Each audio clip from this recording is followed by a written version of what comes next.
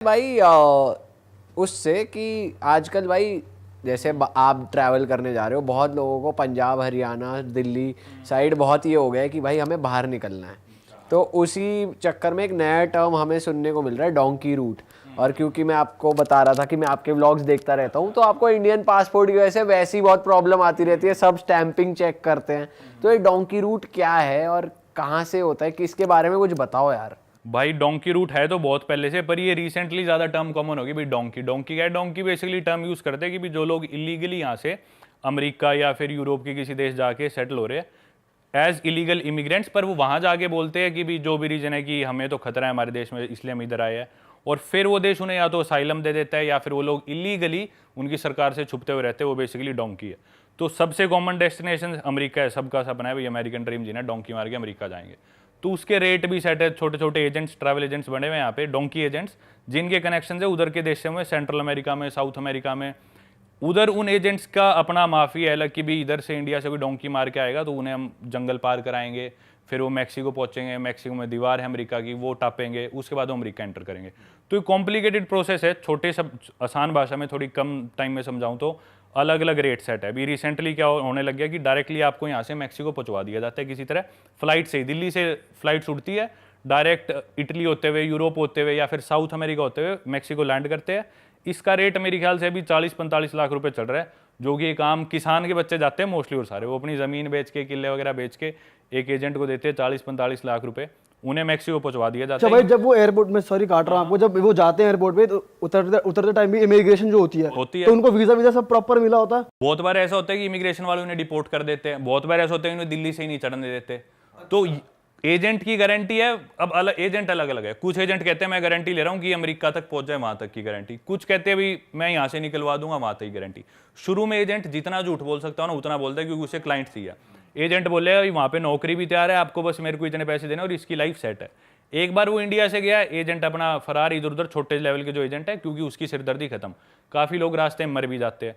क्या होता है कि छोटी छोटी बोट्स में ऐसे लोग, ये तो आसान रूट की मैं बात कर रहा हूँ मैक्सिको वाला, जो मुश्किल रूट है उसमें क्या 20-25 लाख रुपए लेते हैं और कंट्रीज के थ्रू भेजते हैं। जैसे यहाँ से ईस्टर्न यूरोप में सर्बिया बहुत कॉमन डेस्टिनेशन थी, सर्बिया भेज दिया, फिर उससे वो पार करके यूरोप में घुस गए, यूरोप से वो करते करते वो चले गए इटली वगैरह या पोर्टुगल पहुंच गए, या फिर छोटी सी बोट में बिठा दिया जिसकी कैपेसिटी तो है 10 लोगों की, लेकिन उसमें 20-30 लोग बिठा दिए। किसी को तैरना नहीं आता, कोई गिर गया, बोट डूब गई, तो लोग रास्ते में मर जाते हैं। जंगलों में ले गए। अब जैसे ये तो आसान रूट मैक्सिको पहुंचाया, वो दीवार कूदे, दीवार कूदते उन्हें अमेरिका की पुलिस पकड़ लेती है। पुलिस पकड़ते हुए पूछती है कि भी तुम यहाँ कहाँ से आए हो, कौन से देश से हो?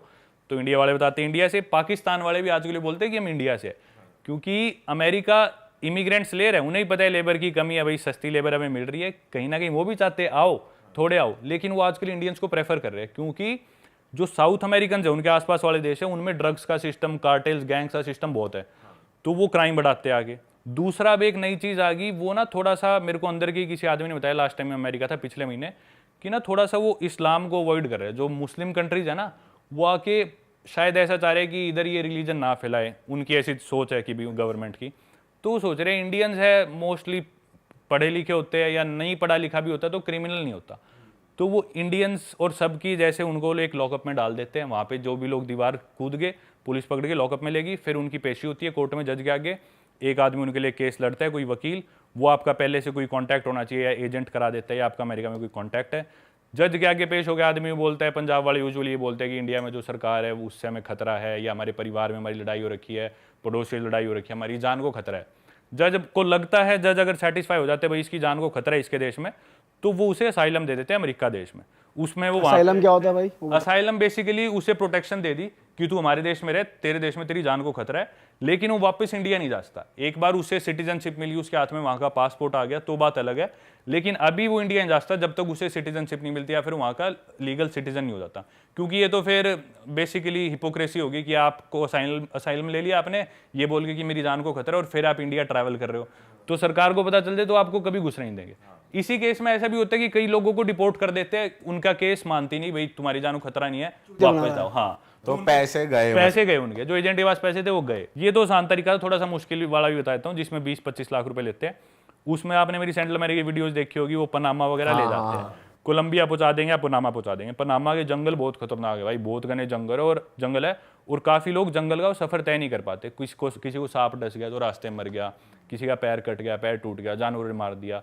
जिन दिनों मैं था एल सैल्वाडोर था, उन्हीं दिनों की बात है, एक इंडिया का ही कैथल का लड़का था, वो क्रॉस कर रहा था और उनकी वहाँ पे गैंग्स होती है, लोकल माफिया बहुत चलते हैं सेंट्रल अमेरिका में, उनकी कोई गैंग वॉर हुई या कुछ हुई तो उसको मार दिया बिना बात। और ऐसा बहुत कॉमन होता है, जो भी आए हुए हैं उधर इंडिया वाले एजेंट ने तो भेज दिए डोंकी के लिए, लेकिन उनसे कोई पर्सनल रिलेशन तो है नहीं उन सेंट्रल अमेरिका के जो लोकल माफिया वाले, तो बिल्कुल ऐसे ट्रीट करते हैं जैसे जानवरों को भी ट्रीट नहीं करते। भागो चलो इधर सो जाओ, ना कुछ खाने का, किसी के पास कुछ खाने का लूट लिया, किसी का फ़ोन है वो लूट लिया, किसी के पैसे है वो लूट लिया, ऐसे रखते हैं। और कोई ज़्यादा बोले तो मार भी देते हैं, ऐसा भी होता है।